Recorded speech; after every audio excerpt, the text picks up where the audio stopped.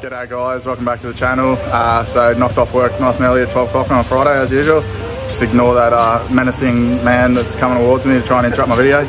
Having a barbecue, chilling out. About to change the oil in the GTR. The reason I'm doing that is heading out to Willowbank to have a race tonight. Trying to nab myself a 10-second pass, and it's been eluding me since Easter, so gained a bit of power since then and done some mods, got E85 and all that sort of stuff sorted. So let's see if we can run ourselves a 10 tonight, and we'll get this service underway, give the car a wash and fuel her up and head out to the track.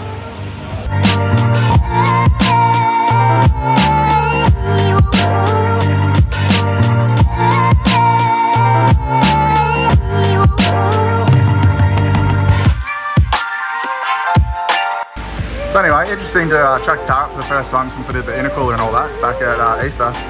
The front lip's holding up pretty good, a couple of scrapes, but I would have thought it'd be cracked by now.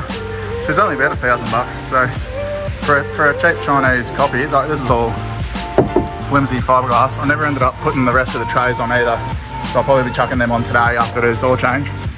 But considering how epoxy this is, actually really surprised at how well that's actually held up. She's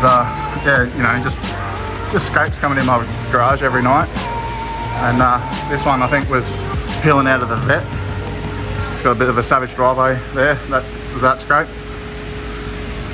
Another how-to service your car video. Probably won't bother. Anyway, pretty basic. Oil filter, sump plug. That's all we're doing today.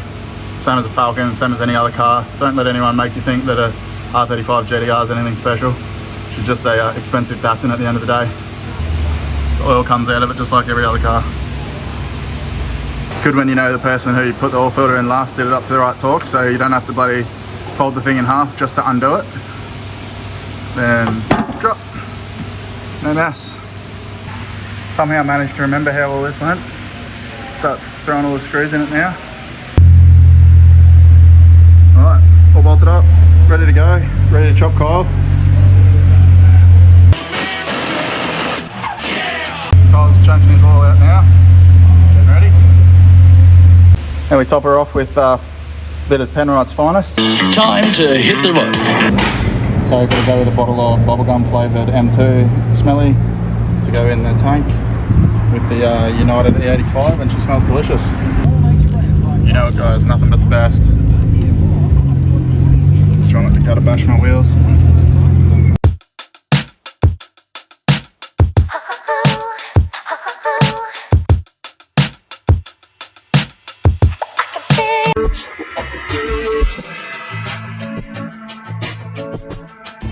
Alright guys, whilst Bento's doing the cheek car wash, I'm going to give mine a snow foam for tonight.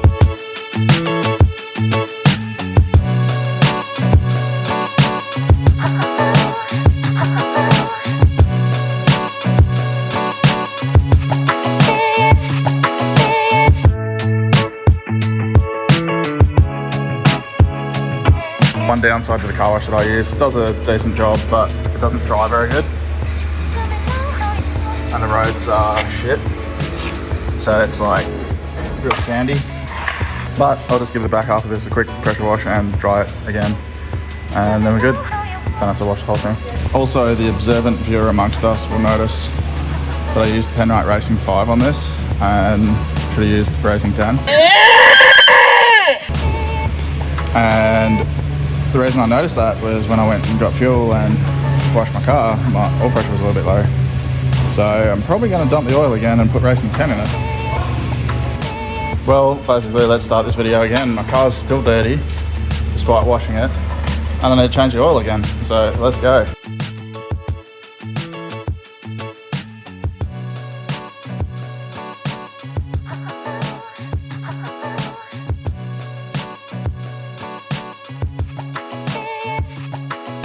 On the plus side, however, because I'm not doing the filter, I only have to take this 710 cap off, so there's 10mm here, and I can change the oil without having to pull everything off. Alright, let's see how much of this oil that's now roasting hot I'm going to get on my hand and or in the tray. This sump plug is 1,000,000 degrees. Oh yeah, all over the hand. It burns. I am too smart. I am too smart. Este Marty. I mean S-M-A-R-T. Only spilled a little bit of oil on that. Should be right. Let's give a bit of a wipe down up around there. Anyway, got that sun plug fitted back in, and we're all peaches, and we'll top it back up with the right audio. All right, take two. You, get in there. No, this isn't racing 5, this is racing 10. Just the same jug. Just because it's easier. This is definitely not pouring very well because I am retarded. Kyle's got his little wheels on. He's got his little cheap slicks on. Skip leg day wheels. I'm staying on the Nankangs because I do not want to break my gearbox. But if we don't run a 10, we're coming back for these bad boys. Just don't need them, I don't think. So rather run without and not break anything. Now that I've changed my oil again, let's wash the car again. Properly this time, the non-lazy way.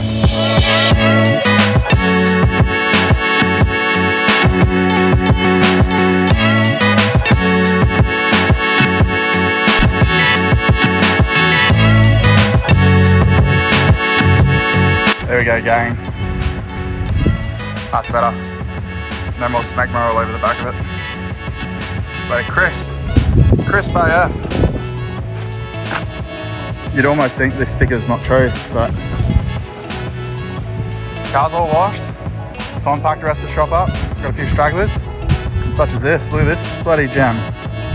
GTR Ute. Got Brian Tooley, stage 4 cam. Overdriven lower. A custom East Coast exhaust. It's pretty rowdy. What do we think about the chop on this one? Don't worry about the chop. You don't know shit about chop. Let's fire her up. One of the best things about doing videos is getting Zachy on camera because he hates it. What do you reckon, Zachy? Sassy? So those who watched Kyle's video, that's the Sassy was here. That's the culprit. Oh, all right, guys. It's been a bit of an afternoon, bit of an ordeal, but we got there in the end. So got me quad lock mount on the windscreen for my draggy footage.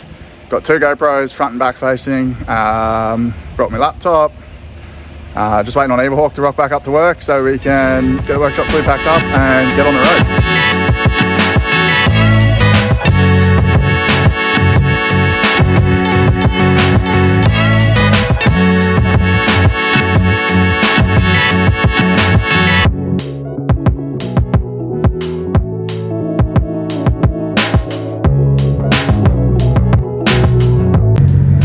Plate that suits me.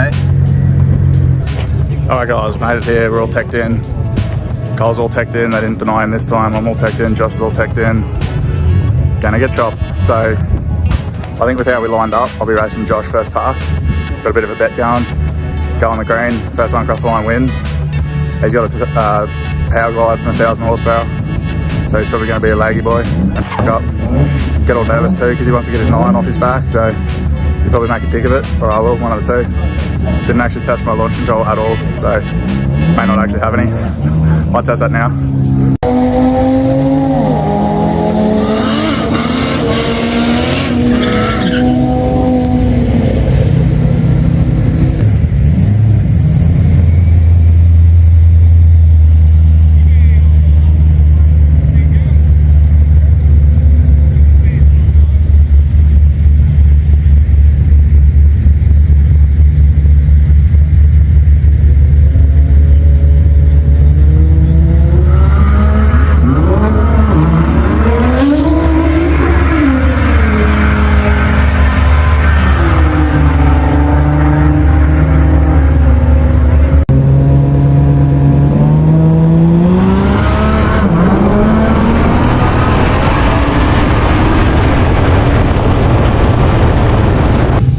Alright, so first pass down, made an absolute dick of it.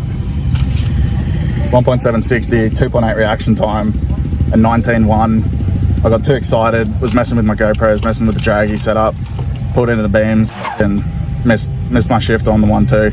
Hit the limiter, hits limp mode, nothing I can do about it after that. So this time I'm going to take my time, get it right, don't rush. See if we can chop Josh this time, because he chopped the shit out of me that time.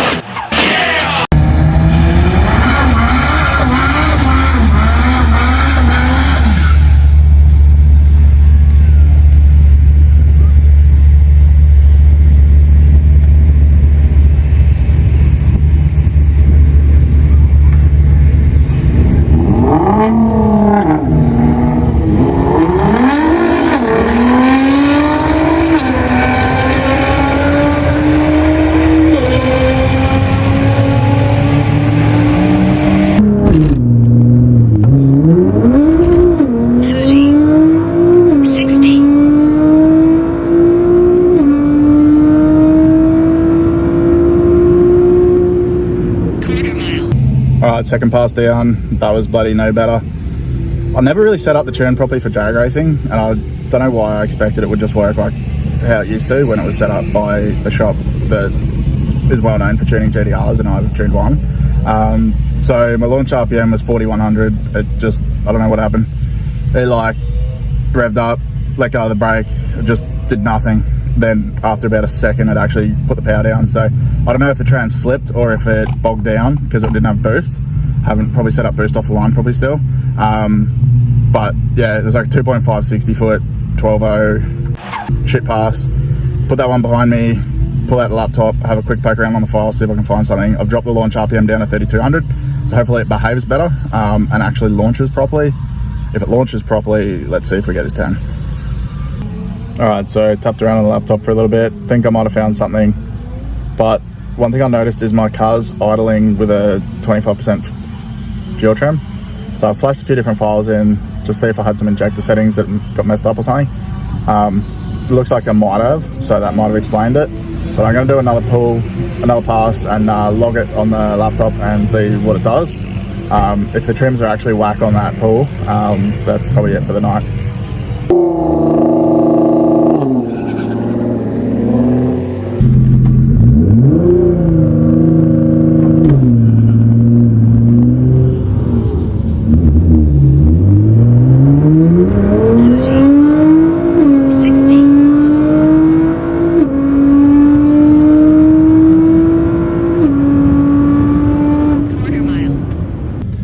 Well, that pass was absolute dog shit again as well, but on the plus side, it was a 14.0 or something. Regardless of what it ran, it went into a limp mode on the start. So I was logging it with Cobb, with the laptop, so I was able to pull the file out, looked at the data, found it went limp mode, found out why it went limp mode. I've now disabled that safety because it hit 125% fuel trim on the launch control, but during the run it was a max of 4% out from 100. So during the run it's perfectly safe. It's just while it's on the launch control that it's trimming too much fuel into it for some reason, right when it's on the launch control. I'm guessing because it's not hitting boost target. So I've flashed that off. I've increased the safety target. So now, provided that doesn't interfere with my launch, this should actually be a decent pass. Oh, let me just shut the bloody... Shut up. Stop beeping, Nissan. Shut up. Alright. So here's the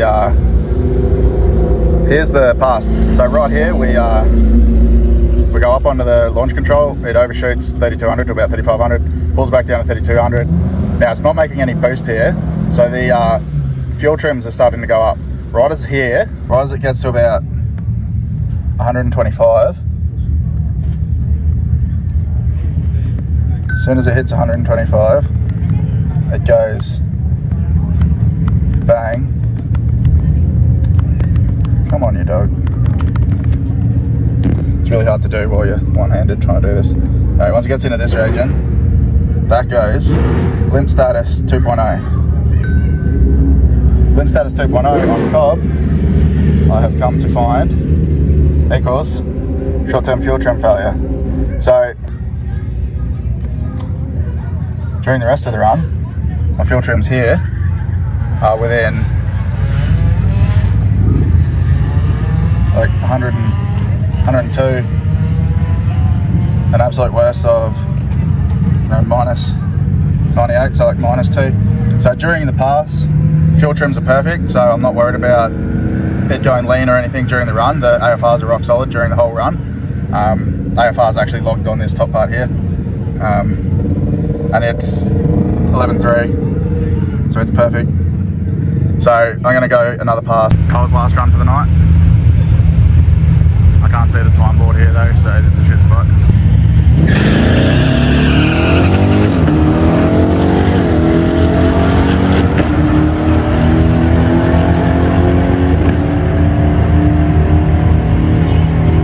So another 10.7.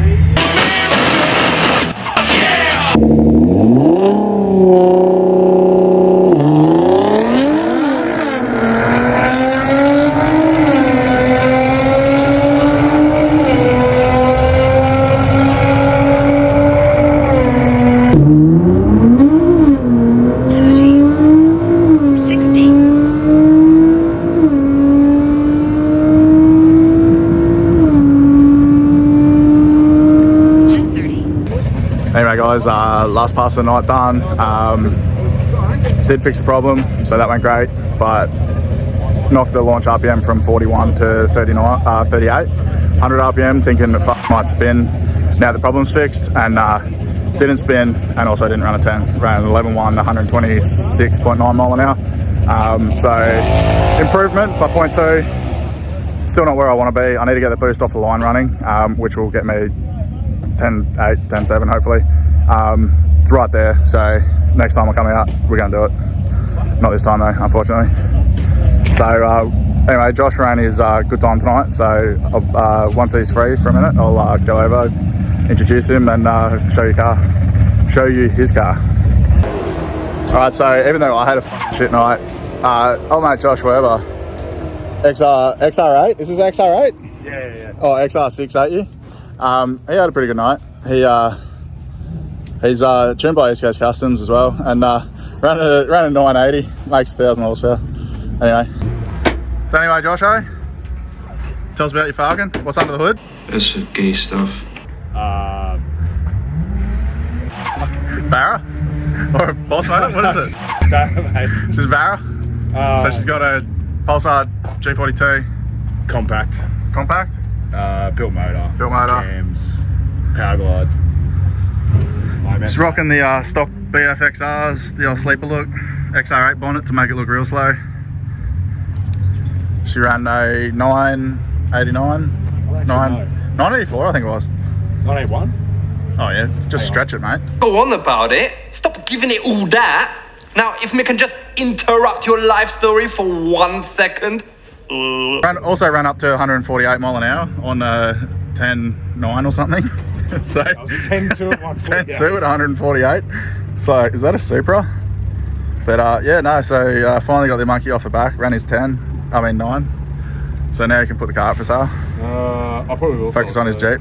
Yeah, 981.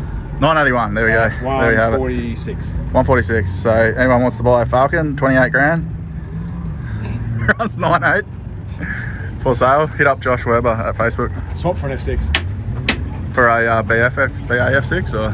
Don't talk BAs. That's like calling your car a 32. It is.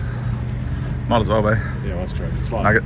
All right. Hey, so before you go, so we talked about treeing. So what's this about a race from the tree?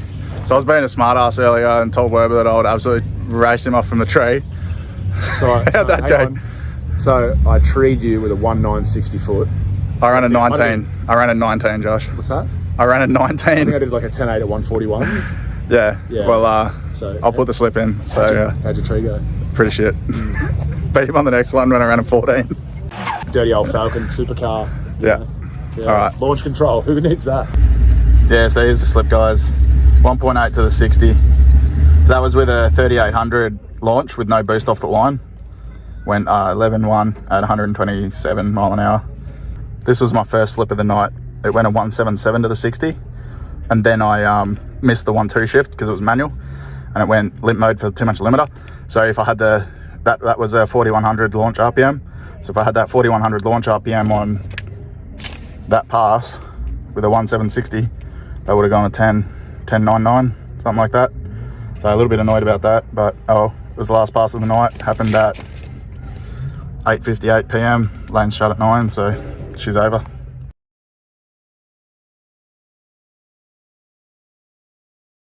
Yeah, so anyway, basically, I definitely forgot to talk to Kyle enough last night at the drags because he was off doing his own thing. I was talking to Weber a bit. So basically, how'd you go last night, Kyle?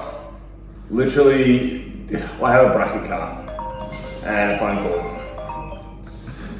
I have a bracket car. It's doing 10.7s consecutively. It's 4 of them? 4 10.7s? And then last time I was out there as well as 10.7s as well. Yep. Pretty much from here on this setup, that's all we've got. Like, it's not going to be able to go any harder than that.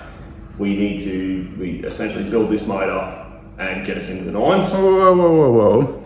We could, so yeah, he made 1,037 horsepower on the dyno the other week. However, we haven't raced it on that pulley combo. We're still racing it with about 375 pulley. Yeah, so it's about 900 horsepower on a hub dyno. So before anyone goes stirring up the pot saying it only runs 129 mile an hour with 1,000 horsepower. No, it was not making 1,000 horsepower when he was running at the drags. So don't even think about those runs. Yeah, it's essentially just bolt-on Whipple kit with the exhaust and the 85. That's what it is. What we were trying to do last night was see if we got an improvement on the times just from shift point tuning, which we got a higher mile an hour with that. Yeah. The top mile an hour with mine was 129 mile an hour, which is definitely its best mile an hour, but yeah, it's what we're...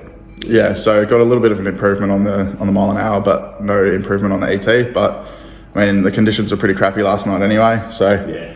Anyway, so yeah, we'll be probably back out with Kyle's car, maybe again before the new motor. We'll pull it down or something like that. See if we can get down to like 10.4 range with a little bit extra 100 horsepower, 10.3 something like that maybe, and then we'll be going from there. I'll definitely be going back out, try and get my 10. I don't think Werber's going to be coming back out again. There's no point in him breaking his car. He's already gone 980. I think the best pass that car will have in is probably a 940, 950 or something. I don't know if he really cares. All right, guys. So thanks for watching. Like, subscribe. Let us know if Kyle should make more videos. Everyone's loving the Kyle content with Aberhawk. We can do a bit of a rig rundown on it maybe one day, dive into it and show everyone what it's got. Already got some memes queued up for that one. So just put it out there. You did call me out and you didn't want to run me because you knew I was going to run the 10 last night. So well, after your first 10.7 and my first pass was a 19, I pretty much knew that my time was going to give up. So by slip, you're no. That's we still haven't raced. Yeah. Slips don't matter. I'll go pick up a 10.5 slip from my FG, mate. I'm still faster. That's the GTR. Yeah. All right. Anyway, catch you guys later.